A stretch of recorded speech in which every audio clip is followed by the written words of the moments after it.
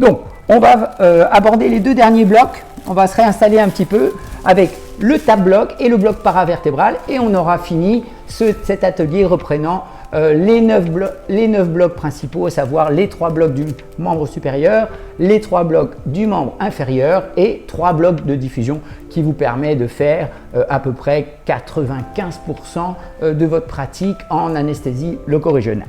Alors, le tab bloc, donc ça c'est un des blocs à la fois les plus faciles à identifier parce que la sonoanatomie est vraiment très simple et très bien connue et pour avoir une efficacité clinique maximale qui pour moi je pense est assez compliqué parce que l'efficacité de votre bloc dépend vraiment de l'endroit où vous allez positionner votre sonde. Alors bon, la description classique, voilà, c'est on pose la sonde là comme ça et là on retrouve donc l'image, décrire un petit peu.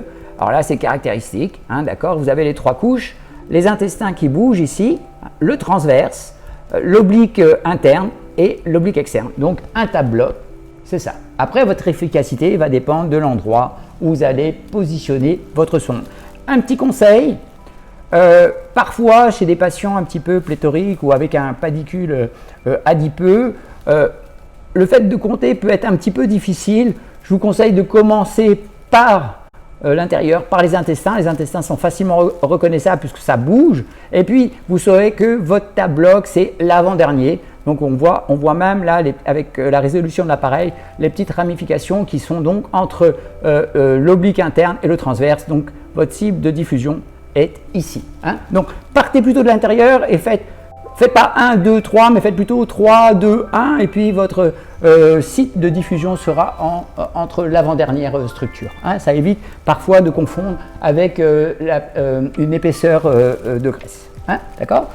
Le dernier bloc que l'on va voir et que vous devez vous entraîner est un bloc un petit peu plus compliqué, réservé vraiment aux experts, en tous les cas avec une courbe d'apprentissage un petit peu plus longue. Vous devez vraiment maîtriser les blocs faciles, bloc axillaire, le bloc fémoral, le bloc sciatique. Après aller vers des blocs de niveau un petit peu plus intermédiaire, les PEX blocs, le supraclaviculaire qui n'est pas si facile, le bloc iliofacial par voie suprainguinale qui peut être classifié en bloc intermédiaire avant d'aborder les blocs paravertébraux.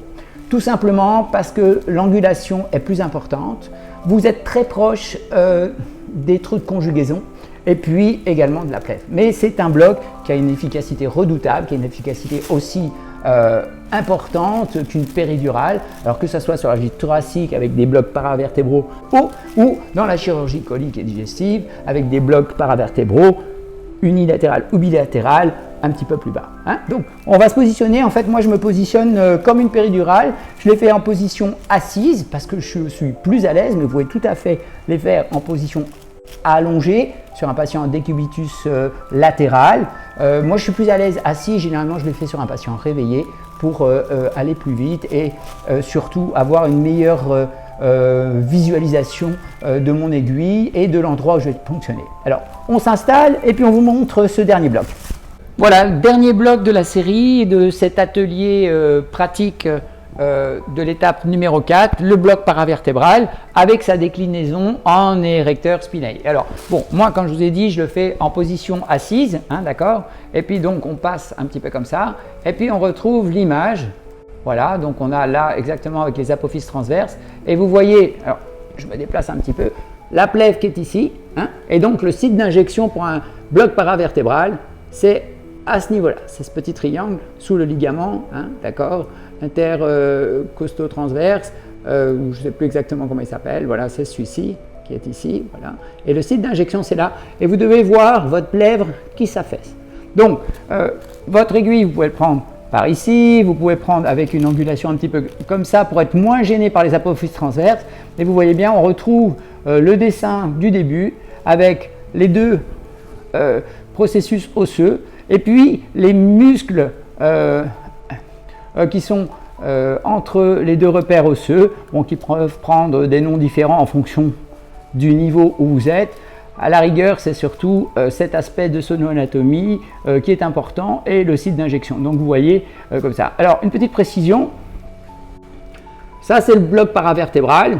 À ce niveau-ci, c'est le mid-bloc. Et là, vous avez un bloc érecteur spinae au contact de l'apophyse. Donc ça, c'est vraiment le plus efficace, mais parfois, c'est un bloc un petit peu délicat, un petit peu plus profond. On s'approche de structure, mais qui prend en charge toute la chirurgie thoraco-abdominale. Hein.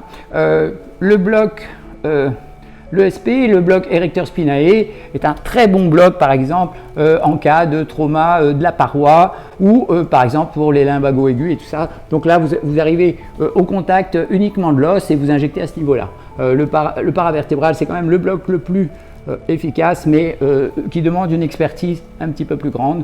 Et là, vous avez à peu près la visualisation. Alors pareil, là se posent les questions de niveau de ponction, de nombre de ponctions, ponction unique ou deux ponctions, ponction unilatérale ou ponction bilatérale. Ça dépend un petit peu de votre chirurgie, mais là je vous renvoie à tous les manuels un petit peu complets sur les descriptions ou les sites qui parlent de ça beaucoup mieux que moi. Hein, voilà, on en a fini avec cet atelier-là.